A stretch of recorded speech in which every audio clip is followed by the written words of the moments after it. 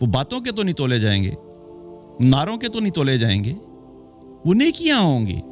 اللہ جب ترازو قائم کرے گا، فرشتہ سر کی طرف سے عذاب لے کر آتا ہے، لیکن یہ جو قرآن کی تلاوت ایک عمل ہے، یہ ایک عمل اس فرشتے کو روک دیتا ہے کہ تم اس کو عذاب نہیں دے سکتے، کیونکہ یہ قرآن کی تلاوت کیا کرتا تھا۔ دلوں پہ جو چیز اثر کرتی ہے وہ کیا ہے؟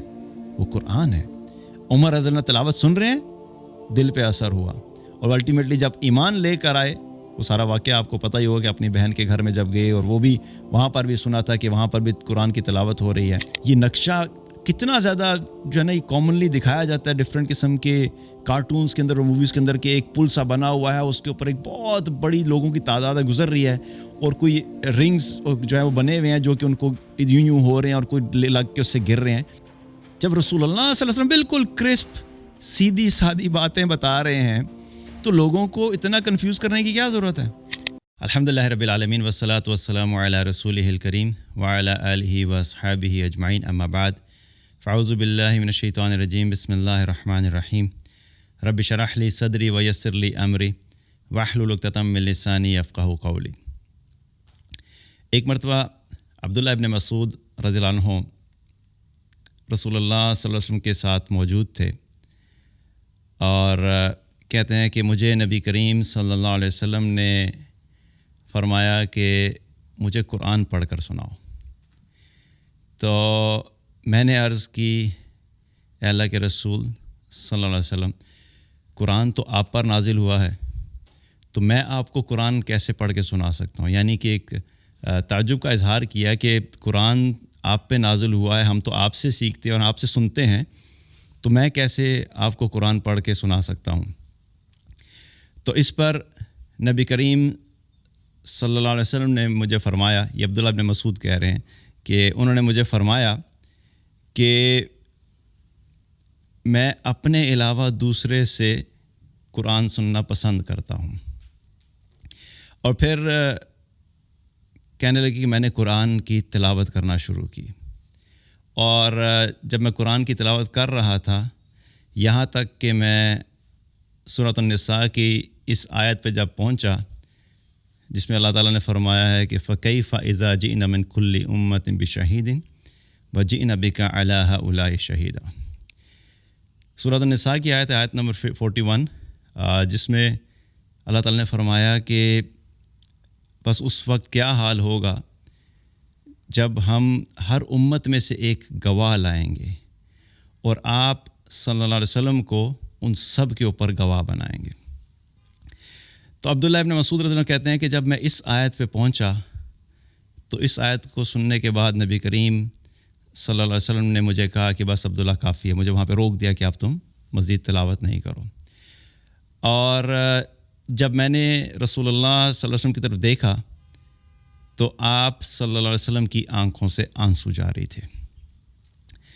اب یہ حدیث جو ہے بہت ہی خوبصورت حدیث، بخاری اور مسلم کی روایت ہے، اور عبداللہ ابن مسعود رضی اللہ عنہ خود اس کے راوی ہیں اور بتا رہے ہیں کہ یہ سارا جو معاملہ ہوا۔ بہت ہی امپورٹنٹ حدیث اس اعتبار سے کہ اس کے اندر بہت سارے ہمارے لیے میسیجز ہیں، اور ایک تو اس اعتبار سے اہم ہے کہ دل کو نرم کرنے والی حدیث ہے، سننے کے بعد انسان کا دل جو ہے نرم ہو جاتا ہے۔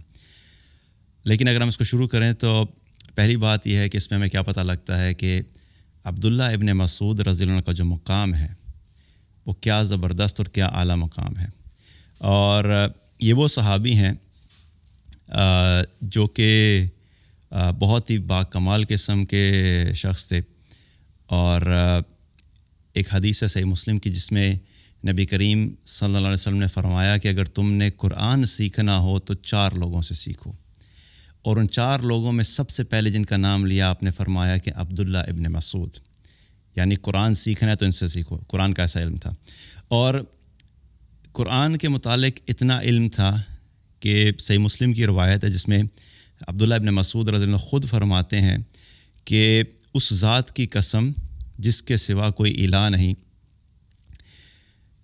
قرآن کی کوئی بھی ایسی صورت نہیں جس کے بارے میں مجھے یہ علم نہ ہو کہ وہ کہاں نازل ہوئی، اور قرآن کی کوئی بھی ایسی صورت نہیں جس کے بارے میں مجھے یہ علم نہ ہو کہ اس کا شان نزول کیا ہے، یعنی وہ کس وجہ سے نازل ہوئی تھی۔ اور پھر فرماتے ہیں کہ اگر مجھے یہ پتہ لگ جائے کہ کسی شخص کے پاس مجھ سے زیادہ قرآن کا علم ہے اور اس جگہ تک اونٹ پہنچ سکتا ہے، تو میں اونٹ پر بیٹھ کر جاؤں اور اس شخص سے قرآن کا علم ضرور حاصل کروں گا۔ یہ ان کا علم تھا قرآن کے متعلق۔ اور اسی طریقے سے جو ہے ان کا اللہ تعالیٰ نے ان کو جو مقام عطا کیا تھا، اس کے پیچھے بہت ساری وجوہات تھیں۔ ایک وجہ یہ تھی کہ یہ رسول اللہ صلی اللہ علیہ وسلم کے مستقل خادم کے طور کے اوپر آپ صلی اللہ علیہ وسلم کے ساتھ رہتے تھے اور آپ کی خدمت میں لگے رہتے تھے، یہاں تک کہ خدمت کرنے کی وجہ سے ان کے کچھ خاص نام پڑ گئے تھے۔ ان کو کہا جاتا تھا صاحب النعلین، یعنی کہ نبی کریم صلی اللہ علیہ وسلم کے جو جوتے مبارک ہیں ان کو اٹھانے والا۔ اور دوسرا نام ان کا پڑ گیا تھا صاحب الوسادہ، کہ نبی کریم صلی اللہ علیہ وسلم کا تکیہ اٹھانے والا۔ اور ایک اور نام ان کا کیا تھا، صاحب المطہرہ، کہ نبی کریم صلی اللہ علیہ وسلم کے وضو کے برتن اٹھانے والا۔ آپ سوچیں سبحان اللہ، کیا زبردست ٹائٹلز ہیں۔ کسی شخص کو یہ کہا جا رہا ہو کہ دیکھو وہ جا رہا ہے، وہ شخص ہے جو رسول اللہ صلی اللہ علیہ وسلم کے جوتے اٹھاتا ہے، یہ وہ شخص ہے جو رسول اللہ صلی اللہ علیہ وسلم کا تکیہ اٹھاتا ہے، یہ وہ شخص ہے جو رسول اللہ صلی اللہ علیہ وسلم کے وضو کے برتن اٹھاتا ہے۔ یہ عالم تھا ان کا کہ وہ ہر وقت رسول اللہ صلی اللہ علیہ وسلم کی خدمت میں لگے رہتے تھے۔ اور اطاعت کا یہ حال تھا کہ ایک مرتبہ نبی کریم صلی اللہ علیہ وسلم جمعے کا خطبہ دینے کے لیے ممبر شریف پر تشریف فرما ہوئے، تو آپ صلی اللہ علیہ وسلم نے خطبہ دینے سے پہلے کہا کہ لوگوں بیٹھ جاؤ، سب کو کہا کہ لوگوں بیٹھ جاؤ۔ عبداللہ ابن مسعود رضی اللہ عنہ بھی مسجد میں داخل ہو رہے تھے، باہر تھے، جو ہی ان کے کان میں یہ آواز پڑی لوگوں بیٹھ جاؤ، تو ابن مسعود جو تھے وہیں پر بیٹھ گئے، مسجد کے باہر ہی بیٹھ گئے۔ اور رسول اللہ صلی اللہ علیہ وسلم نے جب دیکھا کہ مسجد کے باہر بیٹھ گئے یہ، تو ان سے فرمایا کہ عبداللہ اندر آؤ، اندر آ کے بیٹھ جاؤ۔ یعنی اطاعت کا یہ حال تھا کہ آپ نے رسول اللہ صلی اللہ علیہ وسلم کی بات سننے کے بعد اتنا بھی گوارا نہیں کیا کہ میں ایک قدم بھی آگے چلا جاؤں جب میرے کان میں یہ بات پڑ گئی ہے کہ اللہ کے نبی صلی اللہ علیہ وسلم کہہ رہے ہیں کہ بیٹھ جاؤ، تو وہیں پہ بیٹھ گئے۔ اور ظاہر مسجد نبی اس وقت کوئی ہمارے طرح کی ایسے مساجد تھوڑی تھی کہ بہت بڑی بڑی مساجد ہے کہ ایک جگہ پہ بندہ بیٹھا بات کر رہا ہے بغیر مائک اور سپیکر کے تو دوسری جگہ آواز نہیں جائے گی، چھوٹی سی مسجد تھی۔ تو آواز جب پہنچی ان کے کانوں میں تو پھر وہ وہیں پہ بیٹھ گئے۔ تو یہ ان کی اطاعت کا عالم تھا، اور یہ وہ صحابی ہیں۔ اور آپ سوچئے کہ کتنے بڑے شرف کی بات ہے کہ اللہ کے نبی صلی اللہ علیہ وسلم ان کو کہہ رہے ہیں کہ عبداللہ مجھے تم قرآن پڑھ کر سناؤ۔ اس کے بعد دوسری بات ہمیں کیا پتہ لگتی ہے کہ قرآن خود سے پڑھنا بھی امپورٹنٹ ہے، اور کبھی کبھی ایسا ہوتا ہے کہ انسان کا دل چاہتا ہے کہ کسی دوسرے سے سنے۔ تو دونوں چیزیں جو ہیں یہ زندگی میں اہم ہیں، کیونکہ قرآن کا خود پڑھنا جو ہے اس کا اپنا ایک اثر ہے، اس کا اپنا ایک اجر ہے۔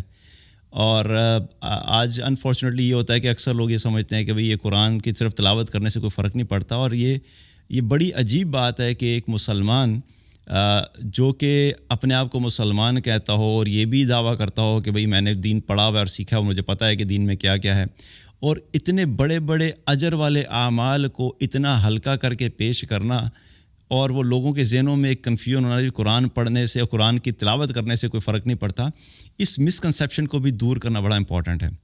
کیونکہ یاد رکھیے کہ جس عمل کے اوپر اللہ سبحانہ تعالیٰ کی طرف سے کوئی بشارت ہے، کوئی خوشخبری ہے یا ترغیب ہے قرآن میں، یا رسول اللہ صلی اللہ علیہ وسلم کی طرف سے اس کے اوپر کوئی اجر یا کوئی فضیلت یا کوئی جو ہے وہ بشارت ہے، تو وہ عمل کبھی بھی چھوٹا نہیں ہو سکتا، چاہے ساری دنیا کے موٹیویشنل اسپیکر مل کر بھی اپنی ایک ڈائریکشن میں لوگوں کو لے کر جائیں، لیکن ہمارے نبی صلی اللہ علیہ وسلم کی ایک حدیث جو اوتھینٹک حدیث ہے، اگر اس سے کانٹرڈکٹ کریں گے تو ہمارے لیے کیا اصول ہے کہ ہم نے رسول اللہ صلی اللہ علیہ وسلم کی اس حدیث کو فالو کرنا ہے۔ دنیا کے سارے لوگ جو اس کے اگینسٹ بات کر رہے ہیں ہم ان کو فالو نہیں کر سکتے۔ اب قرآن خود سے پڑھنا جو ہے قرآن کی تلاوت کرنا، میں اسپیسیفکلی تلاوت کرنے کی بات کر رہا ہوں، ابھی میں سمجھ کر پڑھنا، تدبر اور تفکر اس کی بات نہیں کر رہا، صرف قرآن کی تلاوت کرنے کا بھی اجر ہے۔ ایک حدیث میں آتا ہے، نبی کریم صلی اللہ علیہ وسلم نے فرمایا کہ جب بھی کوئی شخص قرآن کی تلاوت کرتا ہے تو اس کو ہر حرف کے بدلے میں 10 نیکیوں کا اجر ملتا ہے۔ اور پھر آپ صلی اللہ علیہ وسلم نے کیا فرمایا کہ میں یہ نہیں کہتا کہ الف لام میم ایک حرف ہے، بلکہ آپ نے فرمایا کہ الف حرف و لام حرف و میم حرف، یعنی الف ایک حرف ہے، لام ایک حرف ہے اور میم ایک حرف ہے۔ یعنی جس شخص نے الف لام میم پڑھا تو اس کے نامہ اعمال میں 30 نیکیاں لکھ دی جائیں گی۔ اب میں یہاں پہ بھی ذرا پوز لیتا ہوں۔ بہت سے لوگ کہتے ہیں کیا تم قرآن پڑھ پڑھ کے نیکیاں اکٹھی کر رہے ہو؟ تو اس کا جواب یہ ہے کہ اللہ کے بندے، قیامت والے دن جو کاؤنٹنگ ہوگی اور جو وزن تولے جائیں گے وہ کس چیز کے تولے جائیں گے؟ وہ باتوں کے تو نہیں تولے جائیں گے، نعروں کے تو نہیں تولے جائیں گے، وہ نیکیاں ہوں گی۔ اللہ جب ترازو قائم کرے گا تو ترازو کے ایک پلڑے میں تمہاری نیکیاں رکھی جائیں گی اور ترازو کے دوسرے پلڑے میں تمہارے گناہ رکھے جائیں گے۔ اور یہی تو سارے کے ساری گیم ہے کہ جس کی نیکیاں زیادہ بڑھ جائیں گی، جس کا نیکیوں والا پلڑا بھاری اور وزنی ہو جائے گا وہ کامیاب ہو جائے گا، اور جس کا گناہوں والا پلڑا بھاری ہو جائے گا وہ ناکام ہو جائے گا۔ تو بھائی نیکی کمانا جو ہے وہ اگر ہمیں قرآن کی آیات پڑھنے سے نیکیاں مل رہی ہیں تو آپ کیوں لوگوں کو یہ ڈسکریج کرتے ہیں؟ بھئی یہ تم کیا نیکیاں اکٹھی کرو؟ بھئی نیکیاں ہی تو اکٹھی کرنی ہیں، ورنہ قیامت والے دن اپنے ترازو میں کیا لے کے جائیں گے آپ؟ ٹھیک ہے، نیکیاں اکٹھی کرنے کا اور بہت سارے طریقے ہیں، میں یہ نہیں کہہ رہا کہ اب صرف کوئی شخص اپنی زندگی میں ایک تہیہ کر لے کہ میں نے صرف قرآن کی تلاوت کرنی ہے، باقی میں نے دین کے کسی بھی فریضے کو پورا نہیں کرنا، وہ بھی پورے کرنے ہیں۔ لیکن اس کا مطلب یہ نہیں ہوتا کہ آپ قرآن کی تلاوت چھوڑ کے باقی فریضے پورے کرنا شروع کر دیں اور یہ سمجھیں کہ اب ہم نے باقی فریضے چونکہ پورے کر دیے ہیں تو تلاوت کرنا جو قرآن کی وہ اہم نہیں ہے۔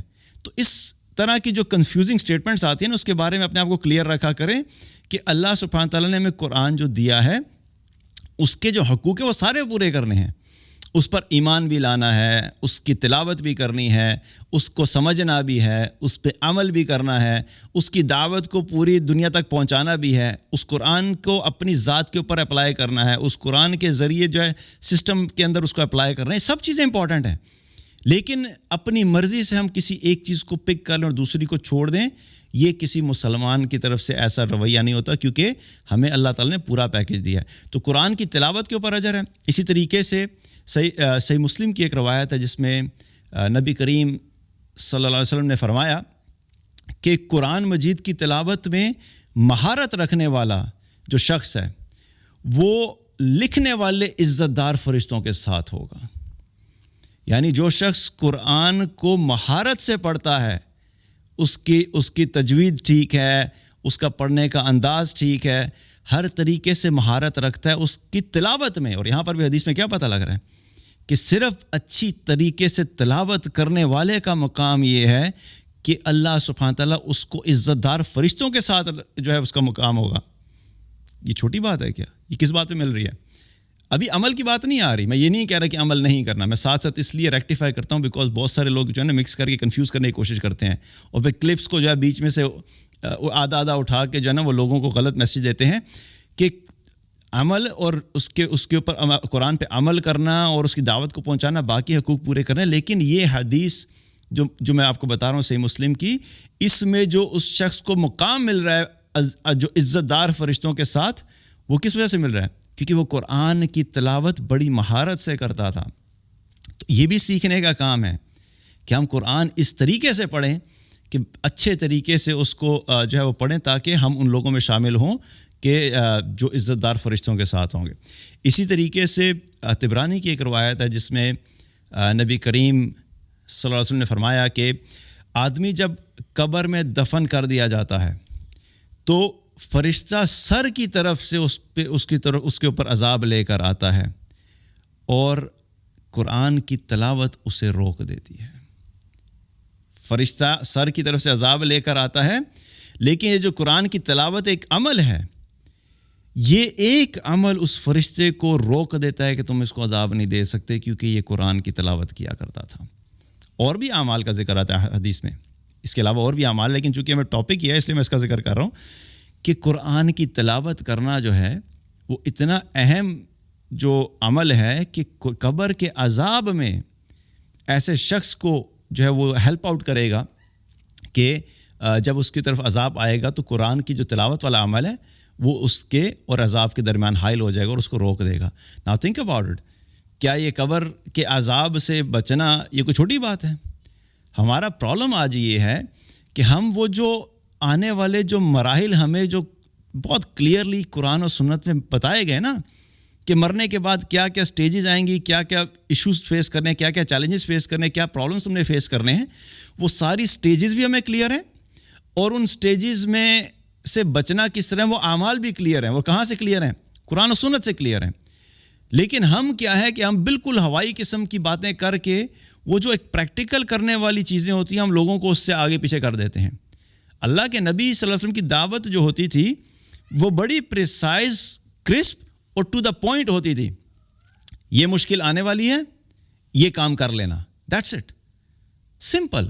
آپ کوئی لمبی چوڑی فلاسافیکل باتیں نہیں کرتے تھے، لوگوں کو گھماتے رہنا پھر آخر میں آ کے ایک چھوٹی سی بات بتا دی. اسی حدیث کی ایگزامپل لے لیں.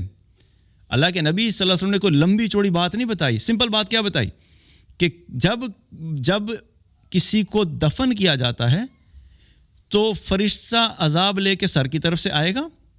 اب بچنے کا کیا طریقہ بتایا؟ قرآن کی تلاوت کرو تو تم عذاب سے بچ جاؤ گے.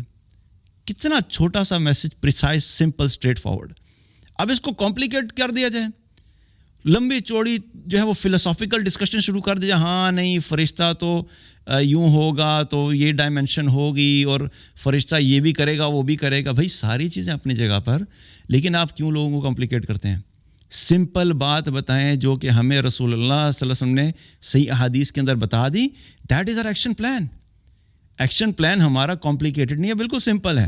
تو اس سے بھی کیا پتہ لگ رہا ہے کہ قرآن کی تلاوت کرنا جو ہے وہ خود سے کرنا جو ہے وہ انسان کو قبر کے اندر جو ہے وہ عذاب سے جو ہے وہ اس کی نجات کا ذریعہ بنتا ہے. اور یہ خود سے پڑھنا جو ہے یہ اتنی اہم چیز ہے کہ اللہ کے نبی صلی اللہ علیہ وسلم خود بھی تلاوت کیا کرتے تھے اور بہت کثرت سے کرتے تھے اور لمبی لمبی تلاوت کرتے تھے. اور صحیح مسلم کی ایک روایت ہے جس میں جو حضرت حذیفہ رضی اللہ عنہ سے روایت ہے، وہ کہتے ہیں کہ میں نے ایک مرتبہ نبی کریم صلی اللہ علیہ وسلم کے ساتھ رات کی نماز پڑھی اور آپ صلی اللہ علیہ وسلم نے نماز میں سورہ بقرہ پڑھنا شروع کی. تو جب آپ نے سورہ بقرہ پڑھنا شروع کی تو میں نے یہ خیال کیا کہ آپ 100 آیات پڑھیں گے اور 100 آیات پہ جا کے رکوع کر لیں گے. لیکن 100 آیات جب مکمل ہوگی آپ نے رکوع نہیں کیا. کرتے کرتے پھر میرے ذہن میں یہ خیال آیا کہ آپ صلی اللہ علیہ وسلم سورہ بقرہ مکمل کر لیں گے تو سورہ بقرہ جب مکمل ہوگی وہاں پہ رکوع کریں گے. لیکن سورہ بقرہ بھی مکمل ہو گئی، آپ نے رکوع نہیں کیا. پھر آپ صلی اللہ علیہ وسلم نے سورہ نساء پڑھنا شروع کر دی اور جب سورہ نساء پڑھی تو میں نے یہ سوچا کہ سورۃ النساء جب پڑھیں گے تو اس کو جب پڑھتے پڑھتے جب سورۃ النساء مکمل ہوگی وہاں پہ جا کر رکوع کریں گے. لیکن آپ صلی اللہ علیہ وسلم نے وہاں پر بھی رکوع نہیں کیا.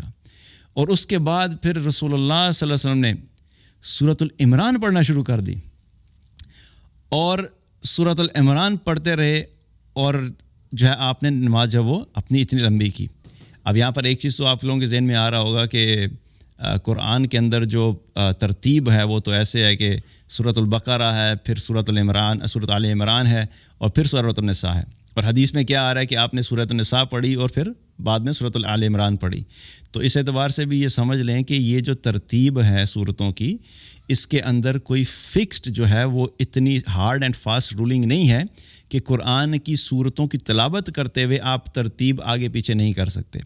سورت کی ترتیب آگے پیچھے ہو سکتی ہے لیکن سورت کے اندر موجود آیات کی ترتیب آگے پیچھے آپ نہیں کر سکتے. مثلاً کوئی شخص یہ کہے کہ ٹھیک ہے جی ترتیب اگر اپنی مرضی سے کر سکتے ہیں تو پھر اس کا مطلب ہے کہ ہم صورتوں کے اندر جو آیات ہیں اس کی ترتیب بھی اپنی مرضی سے کریں. اور کوئی یہ کہے کہ دیکھیں سورۃ الفاتحہ میں جو ہے وہ اس کی ترتیب کیا ہے آیات کی، الحمدللہ رب العالمین الرحمن الرحیم مالک یوم الدین ایاک نعبد و ایاک نستعین، یہ ایک ترتیب ہے آیات کی. اور کوئی شخص یہ کہے کہ نہیں میں یہ نہیں اس طرح نہیں کروں گا، میں کہوں گا کہ ایاک نعبد و ایاک نستعین الحمدللہ رب العالمین، ترتیب جو ہے وہ چینج کرے، تو یہ نہیں کر سکتے. آیات کی ترتیب چینج نہیں ہو سکتی. سورتوں کی ترتیب آگے پیچھے جو ہے تلاوت کے اعتبار سے جو ہے اس میں کوئی اتنی زیادہ شدت نہیں ہے. تو بہرحال یہ ایک الگ سے بات تھی. تو اللہ کے نبی صلی اللہ علیہ وسلم کیا ہے، رات کو نماز پڑھ رہے ہیں اور اس میں کیا پڑھ رہے ہیں، قرآن کی تلاوت کر رہے ہیں. کیا رسول اللہ صلی اللہ علیہ وسلم کو نہیں پتا تھا کہ یہ اتنی لمبی لمبی تلاوت کرنا جو ہے اس سے کوئی فرق نہیں پڑتا؟ سمجھ آ رہی ہے بات آپ کو میں کیا کہہ رہا ہوں؟ میں اس لیے آپ کو یہ ساتھ ساتھ کانسیپٹس کلیئر کر رہا ہوں. مطلب سبحان اللہ، میں کبھی کبھی سوچتا ہوں کہ ایک وقت تھا کہ ہم جب دین کی دعوت دیں گے نا، سیدھی سیدھی ہم بات کرتے تھے. ایک مسلمان کے سامنے بیٹھ کے ایک حدیث بیان کی، وہ بالکل کلیئر ہے، اس میں کوئی مسئلہ نہیں ہے. لیکن اب جس طریقے سے وہ ایک اسلام کے ڈفرینٹ قسم کے جو فلیورز ہمیں مل رہے ہیں اور مسلمان ہی پیش کر رہے ہیں، ٹھیک ہے، اللہ تعالیٰ ہر ایک کی دعوت کو قبول کرے اور جو بھی اخلاص سے کر رہا ہے اور صحیح علم کے ساتھ کر رہا ہے، لیکن اس سے مسلمانوں میں کنفیوژنس بھی بہت زیادہ پیدا ہو رہی ہیں. اور ہم بالکل جو بیسکس ہیں ہمارے دین کی، بالکل فنڈامنٹل جس کے اندر کوئی کنفیوژن نہیں تھی، آج مسلمان انہی میں کنفیوز ہو رہے ہیں اور مسلمان ہی ان کو کنفیوز کر رہے ہیں. ٹھیک ہے، تو یہاں پر کیا پتہ لگ رہا ہے، اللہ کے نبی صلی اللہ علیہ وسلم رات کو لمبی قرات کر رہے ہیں اور قیام میں ہی کر رہے ہیں، ابھی رکوع بھی نہیں کیا، اور رکوع سے پہلے ہی یہ 3 بڑی بڑی صورتیں آپ صلی اللہ علیہ وسلم جو نماز میں پڑھ رہے ہیں. تو ایک چیز تو یہ پتہ لگی کہ خود سے جو قرآن کی تلاوت کرنا ہے وہ بھی امپورٹنٹ ہے. اور دوسری کیا ہے کہ جو رسول اللہ صلی اللہ علیہ وسلم نے کیا فرمایا کہ میں دوسرے سے بھی قرآن کو سننا پسند کرتا ہوں. یہ بھی ایک عمل ہے. کبھی کبھی ایسا ہوتا ہے کہ انسان جو ہے وہ کسی کی قرات سن کر انسان کے دل کے اوپر بڑا اثر ہوتا ہے. انسان کا دل چاہتا ہے کبھی کبھی کہ میں خود تو پڑھتا ہی ہوں، تلاوت بھی کرتا ہوں، لیکن ہوتا ہے نا کہ بڑے اچھے کسی قاری کی تلاوت سننے کا دل چاہتا ہے. انسان گاڑی میں جا رہا ہے تو لگا لیا، کبھی کہیں پہ بھی ہے تو کام کرتے ہوئے لگا لیا، یا سن رہے کسی طرح بھی واک کرتے ہوئے سن لیا. تو دل چاہتا ہے انسان کا کبھی کبھی کہ دوسرے کی بھی قرات سنی جائے. تو اصل بات کیا ہے کہ قرآن چاہے خود پڑھے یا دوسرے سے سنیں، اس کا ایک مقصد یہ بھی تھا کہ انسان کے دل کے اوپر اس کا اثر ہو. ہمارا آج مسئلہ ہے کہ ہمارے دلوں پہ اثر نہیں ہوتا ہے اس کا. اور صحابہ جو تھے وہ قرآن سننے کے اوپر اور پڑھنے پہ بڑا اثر لیا کرتے تھے. ایک مرتبہ اگر ہم عمر رضی اللہ عنہ کے ایمان لانے کی جو وہ دیکھیں کہ وہ ایمان کیسے لائے تھے، وہ لمبی چوڑی دعوت اپنی جگہ پہ چل رہی تھی، لیکن جس چیز نے سب سے پہلے ان کے دل کو آ کے افیکٹ کیا تھا وہ کیا تھی؟ وہ قرآن کی تلاوت تھی. اللہ کے نبی صلی اللہ علیہ وسلم قرآن کی تلاوت کر رہے ہیں حرم میں، اور عمر رضی اللہ عنہ جو وہ چھپ کے سن رہے ہیں اور قرآن کی آیات سن رہے ہیں، اور ابھی مسلمان نہیں ہوئے، لیکن دل کے اوپر اثر ہونا شروع ہو گیا کہ کیا خوبصورت کلام ہے، کیا زبردست بات ہے، کتنا با اثر کلام ہے. اور وہیں سے دل تبدیل ہونا شروع ہو گیا. کیا تھا؟ قرآن کی تلاوت سن کے تبدیل ہوا تھا نا. باقی تو وہاں پہ ان کو تو کوئی نظام کے ڈسکشنز اور یہ بڑے بڑے سسٹم کر دیں گے، الٹا کر دیں گے، یہ کر دیں گے، وہ سب تو بعد کی باتیں تھیں. مدینہ میں جا کے سب نظام وغیرہ کی باتیں ہوئیں. لیکن جو دل تبدیل ہوتے ہیں، دلوں پہ جو چیز اثر کرتی ہے وہ کیا ہے؟ وہ قرآن ہے. عمر رضی اللہ تلاوت سن رہے ہیں، دل پہ اثر ہوا، اور الٹیمیٹلی جب ایمان لے کر آئے، وہ سارا واقعہ آپ کو پتہ ہی ہوگا کہ اپنی بہن کے گھر میں جب گئے اور وہ بھی وہاں پر بھی سنا تھا کہ وہاں پر بھی قرآن کی تلاوت ہو رہی ہے، تو ادھر بھی کیا ہوا؟ پھر الٹیمیٹلی انہوں نے یہی کہا کہ اچھا مجھے بھی پڑھ کے سناؤ یہ کیا کلام ہے. تو دل تبدیل ہو گیا. کس وجہ سے؟ قرآن کی تلاوت سننے کی وجہ سے. اور پھر اپنا یہ حال تھا عمر رضی اللہ عنہ کا کہ ایک مرتبہ قرآن کی تلاوت کر رہے تھے، اور قرآن کی تلاوت کرتے کرتے سورہ طور پہ پہنچے اور سورہ طور کی تلاوت کر رہے تھے. تو سورہ طور کی جو آیت ہے نا، ان عذاب ربک لواقع، بے شک تمہارے رب کا عذاب واقع ہونے والا ہے. اس آیت پر جب پہنچے تو رونا شروع کر دیا اس آیت پہ. روتے رہے، اتنا روئے کہ بیمار ہو گئے. ایک آیت پڑھی اور اس کا اثر ایسا لیا کہ رو کے بیمار ہو گئے، اور اتنا بیمار ہوئے کہ لوگوں نے آ کے عیادت کی. آپ سوچیں کہ انسان کیا 5-10 منٹ کے رونے سے یا آدھا گھنٹہ رونے سے کوئی بیمار پڑتا ہے؟ نہیں پڑتا. تھوڑا ڈاؤن ہو جاتا ہے انسان، ایگزاسٹ ہو جاتا ہے، لیکن بیمار نہیں پڑتا. آپ سوچیں کہ وہ کتنا روئے ہوں گے. مطلب ایسے کہ جیسے انسان کسی چیز کا اثر لے کے دل جو ہے بالکل اندر سے ٹوٹ جائے انسان کا, جسے ہم کہتے ہیں نا بندہ ڈپریشن میں ہی چلا گیا بھائی. تو وہ ہوتا ہے موڈ ہوتا ہے کہ جب انسان بالکل بیمار پڑ جاتا ہے. تو انہوں نے اس ایک آیت کا اتنا اثر لیا کہ بیمار ہو گئے, اور یہاں تک کہ لوگوں کو آ کے عیادت کرنی پڑی, اتنی شدید بیماری ہوئی ایک آیت کی وجہ سے. کیا اثر ہو رہا ہے؟ دل پہ اثر ہو رہا ہے نا قرآن کی آیت کا. اسی طریقے سے اگر ہم دیکھیں تو عبداللہ ابن رواحہ رضی اللہ عنہ ایک مرتبہ اپنی بیوی کی گود میں سر رکھ کے رو رہے ہیں. میں کبھی کبھی اس منظر کو سوچتا ہوں تو بڑا مجھے اچھا بھی لگتا ہے کہ صحابہ کے معاملے میں ہمارا جو ایک پرسیپشن اور کانسیپٹ ہے نا, کہ شاید وہ بالکل ہی روکھے سوکھے سے تھے, اور وہ تو آپس میں نہ کوئی ایک دوسرے کے ساتھ محبت کا اظہار کرتے ہوں گے. تو یہ جو بیوی کی گود میں سر رکھنے والا کانسیپٹ ہے نا, یہ صحابہ میں بھی تھا. تو بہرحال عبداللہ ابن رواحہ رضی اللہ عنہ جو تھے وہ اپنی بیوی کی گود میں سر رکھ کے رو رہے تھے. وہ رونا شروع کیے تو ان کی بیوی نے بھی رونا شروع کر دیا. تو اپنی بیوی سے کہنے لگے کہ تم کس بات پہ رو رہی ہو؟ تو وہ کہنے لگیں کہ میں تو آپ کو دیکھ کے رو رہی ہوں, آپ رو رہے تھے میں نے بھی رونا شروع کر دیا. تو آپ بتائیں کہ آپ کس بات پہ رو رہے ہیں؟ تو اپنی بیوی سے کہنے لگے کہ قرآن کی جو آیت ہے نا, وَإِن مِّنكُمْ إِلَّا وَارِدُهَا, کہ تم میں سے کوئی شخص بھی ایسا نہیں ہے جو جہنم کے اوپر سے نہیں گزرے گا. تم میں سے کوئی شخص بھی ایسا نہیں ہے جس کا گزر جہنم کے اوپر سے نہیں ہوگا. تو کہتے ہیں میں جب اس آیت کو سوچتا ہوں تو میں تو اس کو سوچ سوچ کے رو رہا ہوں کہ میرا پتہ نہیں کیا بنے گا جب میں اس کے اوپر سے گزروں گا. اور جہنم کا کانسیپٹ کیا ہے؟ الٹیمیٹلی کیا ہے؟ جو پل صراط ہے وہ جہنم کے اوپر بنا ہوا ہے. اس کا مطلب یہ ہے کہ ہر انسان, چاہے وہ کافر ہو, مشرک ہو, منافق ہو, ایتھیسٹ ہو, نان بلیور ہو, کرسچن ہو, جیو ہو, کوئی بھی انسان ہو, ہر انسان نے الٹیمیٹلی میدان محشر سے جنت تک جانے کا جو سفر ہے وہ جہنم کے اوپر ایک پل ہے جس کو پل صراط کہتے ہیں. ہر ایک نے الٹیمیٹلی اس سے گزرنا ہے. اگر وہ کوئی کامیاب بھی ہو جائے گا, اگر اس کے پاس کامیابی کا فرمان جاری ہو گیا, ہاں بھئی یہ نیک ہے, کامیاب ہو گیا, ٹھیک ہے, راستہ ایک ہی ہے, گزرنا ہر ایک نے ہے. سبحان اللہ, اللہم اجرنا من النار.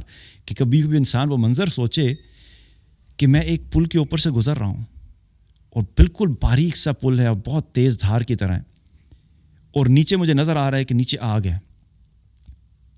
تو کیا خوف والی کیفیت ہوگی نا. ایون اف یو نو کہ آپ پاس کر جائیں گے, کیونکہ پہلے آپ کو مل گیا ڈیسیژن, وہاں پہنچنے سے پہلے پتہ لگ گیا بھئی یہ جنت میں جانے والے اور یہ جہنم میں جانے والے ہیں. الٹیمیٹلی وہیں پہ پھر گریں گے. بہت سارے جہنم والے جو ہوں گے وہ جب پل صراط سے گزر رہے ہوں گے تو وہ جہنم والے ہوں گے وہیں پہ گر جائیں گے. بہت بڑے بڑے جو ہیں وہ آنکڑے کہتے ہیں جو کہ ویسے کنڈوں کی طرح سے ہوتے ہیں. اس کا حدیث سے میں یہ پتہ لگتا ہے کہ بہت بڑے بڑے کنڈوں کی طرح ہوں گے جو کہ یوں موو کر رہے ہوں گے, اور جو پل صراط سے لوگ گزر رہے ہوں گے تو وہ ان کو گرا رہے ہوں گے. آپ سوچو یہ امیج جو ہے, یہ نقشہ کتنا زیادہ جو ہے نا یہ کامنلی دکھایا جاتا ہے ڈفرینٹ قسم کے کارٹونز کے اندر اور موویز کے اندر, کہ ایک پل سا بنا ہوا ہے, اس کے اوپر ایک بہت بڑی لوگوں کی تعداد گزر رہی ہے, اور کوئی رنگز جو ہے وہ بنے ہوئے ہیں جو کہ ان کو یوں ہو رہے ہیں, اور کوئی لگ کے اس سے گر رہے ہیں. تو یوں ہی ہوگا کہ جہنم کے اوپر سے جب پل صراط کے اوپر لوگ گزر رہے ہوں گے تو وہ رنگز جو کنڈے سے ہوں گے وہ یوں موو کر رہے ہوں گے, اور جو جہنمی ہوں گے وہ کنڈے ان جہنمیوں کے آ کے لگیں گے, اور وہ جہنمی جو ہیں وہ جہنم میں گر جائیں گے. اب ایک سوال یہاں پہ یہ ہو سکتا ہے کہ بھئی یہ اس کنڈے کو کیسے پتا کہ یہ اتنے سارے جو گزر رہے ہیں ان میں سے جنتی کون ہے اور جہنمی کون ہے؟ تو میں کہتا ہوں یہیں پہ تو ہمارے اللہ کی قدرت کا پتہ لگتا ہے. بھئی کنڈے کو بنانے والا کون ہے؟ اللہ. اس کو موو کرانے والا کون ہے؟ اللہ سبحانہ تعالیٰ. اس کو اتنی سینس کون دے گا کہ کس کو ٹچ کرنا ہے کس کو ٹچ نہیں کرنا؟ یہ کون دے گا؟ اللہ دے گا. جو اللہ آگ کو بنا سکتا ہے, اور اس نے ڈیفالٹ آگ میں یہ رکھا ہے کہ آگ نے ہر ایک کو جلانا ہے, لیکن ابراہیم علیہ السلام کا جب ٹائم آیا تو اسی آگ کو اسی اللہ نے کہہ دیا کہ اس کو نہیں جلانا. تو آگ کو سینس کون دے رہا ہے؟ اللہ دے رہا ہے. تو ہر چیز اللہ کے حکم کی محتاج ہے. تو وہاں پر بھی کیا ہوگا کہ اس پل صراط کے اوپر سے جب لوگ گزر کے جا رہے ہوں گے تو جو جہنمی ہوں گے وہ وہیں پہ گر جائیں گے اور جو جنتی ہوں گے الٹیمیٹلی اس پل کو کراس کریں گے. لیکن عبداللہ ابن رواحہ رضی اللہ عنہ صحابی رسول ہیں, جنتی ہیں, لیکن پھر بھی فکر کیا لگی ہوئی ہے؟ رو رہے ہیں کہ پتہ نہیں میرا کیا بنے گا, میں اس پہ سے گزر سکوں گا کہ نہیں گزر سکوں گا. ہمارے پاس تو کوئی گارنٹی نہیں ہے, ہمیں تو پتہ ہی نہیں ہمارے ساتھ کیا ہونا ہے, لیکن ہم اتنے مطمئن پھرتے ہیں کہ جیسے ہم تو گزر ہی جائیں گے. ہمارے اندر جو سب کانشیس کانفیڈنس اور ٹرسٹ ہے نا جو ہمارے اپنے اندر, وہ ہم کس کو کیری کرتے ہیں؟ ہم اس یقین کو کیری کر رہے ہیں کہ میں تو انشاءاللہ کلیئر کر ہی جاؤں گا, پتہ نہیں باقی لوگوں کا کیا بنے گا. صحابہ کس چیز پہ وہ رو رہے ہیں؟ عمر رضی اللہ عنہ رو رہے ہیں کہ بیمار پڑ گئے ہیں کہ پتہ نہیں عذاب جب قائم ہوگا تو کیا بنے گا. عبداللہ ابن رواحہ رضی اللہ عنہ جو کہ کامیاب ہیں لیکن رو رہے ہیں کہ پتہ نہیں جب اس پل سے اوپر سے گزریں گے تو میرا کیا بنے گا.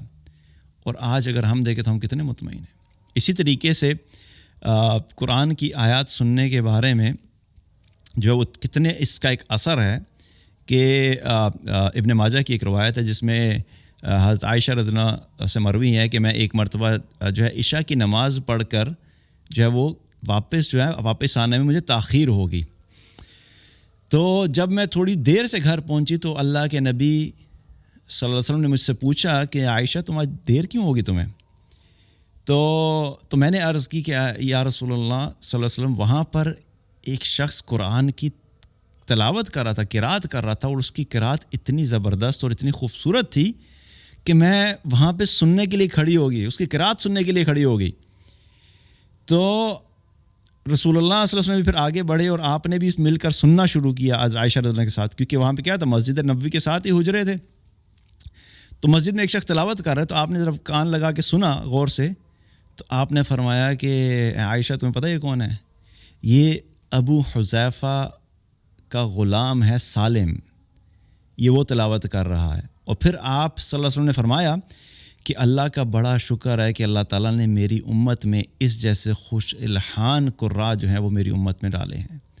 یعنی کہ اس بات پہ اللہ کے نبی صلی اللہ علیہ وسلم شکر ادا کر رہے ہیں کہ میری امت میں اتنی اچھی تلاوت کرنے والا شخص موجود ہے.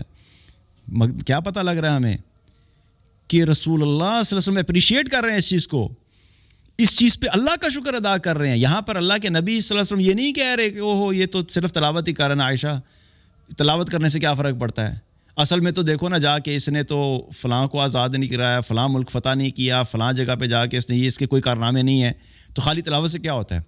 میں اس مائنڈ سیٹ کو بار بار آپ کو لنک اور کوریلیٹ کیوں کر رہا ہوں کہ دین کے اندر بہت سے ایسے اعمال ہیں جو کہ ہمیں یہ دیکھنا ہے کہ ان کے بارے میں اللہ اور اللہ کے نبی کا کیا جو ہے وہ حکم ہے.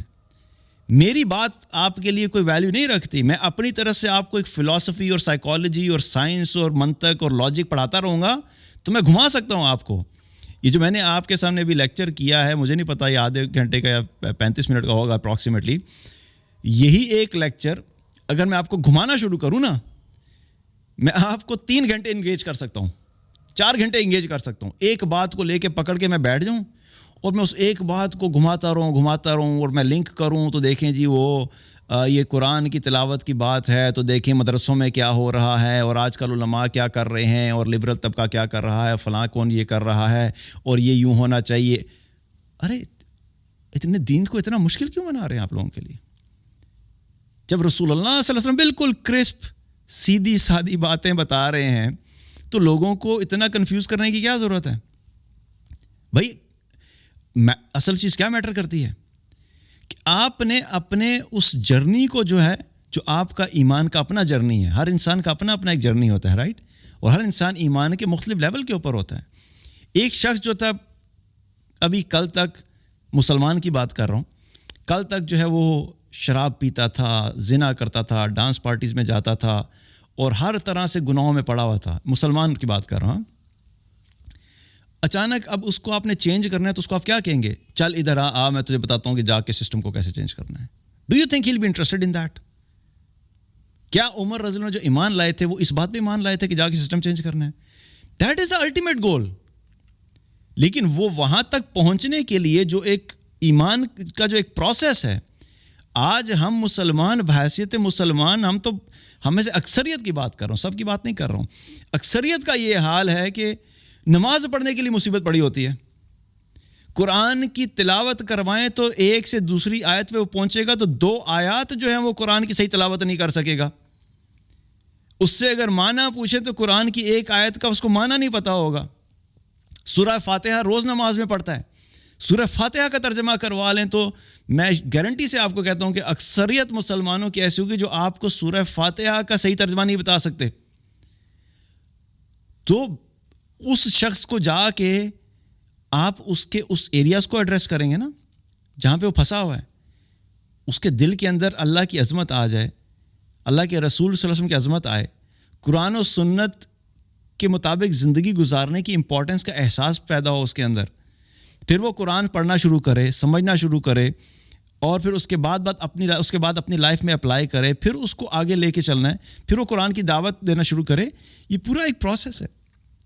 لیکن اگر ہم اس کو یہ کہنا شروع کر دیں، ایک بندہ جو اسلام کی طرف آ رہا ہے اور اس نے قرآن پڑھنا شروع کیا and is very excited about it, کہ آئے میرے پاس کوئی کہ تیمور بھائی آپ کو پتہ ہے کہ میں نے جو ہے وہ قرآن مجھے پڑھنا نہیں آتا تھا، میں نے قاری صاحب کے پاس جو ہے وہ قرآن پڑھنا شروع کر دیا، اور اس بندے کی عمر ہے 35 سال کی، ٹھیک ہے، اور میں اس کو آ کے کہوں تو نے کون سا کمال کیا یار، 35 سال میں آ کے اب تو قرآن سیکھ رہا ہے، تو یہ کون سا کمال ہے، چل ادھر آ میں تو بتاتا ہوں کام اصل کرنے کا کیا ہے، جا کے جو ہے نا وہ نظام چینج کرتے ہیں. یو تھنک کہ وہ بندہ جو ہے وہ انٹرسٹڈ ہوگا فردر اسلام میں آگے بڑھنے کے لیے؟ اللہ کے نبی صلی اللہ علیہ وسلم لوگوں کے چھوٹے چھوٹے اعمال کو اپریشیٹ کرتے تھے. اس حدیث میں بھی کیا میں نے آپ کو بتایا کہ حضرت سالم رضی اللہ عنہ جو وہ قرآن کی تلاوت کر رہے ہیں اور اللہ کے نبی صلی اللہ علیہ وسلم اللہ کا شکر ادا کر رہے ہیں اس بات کے اوپر کہ میری امت میں ایسے لوگ ہیں جو کہ قرآن کی اچھے طریقے سے تلاوت کرتے ہیں، اتنے خوش الحان طریقے سے قرآن کی تلاوت کرتے ہیں. تو بات جو مقصد بتانے کا یہ ہے کہ جب بھی دین کی بات ہو آپ یاد رکھو کہ ہمارا دین جو ہے وہ بہت simple, basic, crystal clear, to the point ہے. اور رسول اللہ صلی اللہ علیہ وسلم لمبے چوڑے لیکچرز نہیں دیا کرتے تھے. یہ جو 4 گھنٹے کے لیکچر ہمارے یہاں ہوتے ہیں نا، یہ اللہ کے نبی صلی اللہ علیہ وسلم کے لیکچرز ایسے نہیں. ہاں ایکسیپشنل ایک کیس ہے، کچھ کیسز ہیں جہاں پہ ایک مرتبہ ایک روایت ہمیں ملتی ہے جب آپ صلی اللہ علیہ وسلم نے علامات قیامت کا ذکر کرنا شروع کیا تو بہت ساری ایسی تھی کہ آپ نے ایک بہت لمبا ٹائم لگایا ان کو ایکسپلین کرنے کے لیے ایک ہی دن میں. لیکن جو آپ کا معمول یہ تھا کہ آپ بالکل مختصر جو ہے بات کیا کرتے تھے، ٹو دا پوائنٹ بتاتے تھے، اور لوگوں کو بتاتے تھے یہ کرنے کا کام ہے، یہ چھوڑنے کا کام ہے، یہ کرو گے تو یہ ملے گا، یہ نہیں کرو گے تو اس نقصان ہوگا. It is very simple and clear and basic. تو اس کو بیسک ہی رکھنا چاہیے اور اپنے ایکشن پوائنٹس کو کلیئر رکھنا چاہیے کہ ہمیں کرنا کیا ہے، اور ان ایکشن پوائنٹس کو اپنی لائف میں اپلائی کرنا چاہیے. اللہ تعالیٰ سے دعا ہے کہ اللہ تعالیٰ ہم سب کو عمل کی توفیق عطا فرمائے. بارک اللہ علیہ ولکم. السلام علیکم ورحمۃ اللہ وبرکاتہ.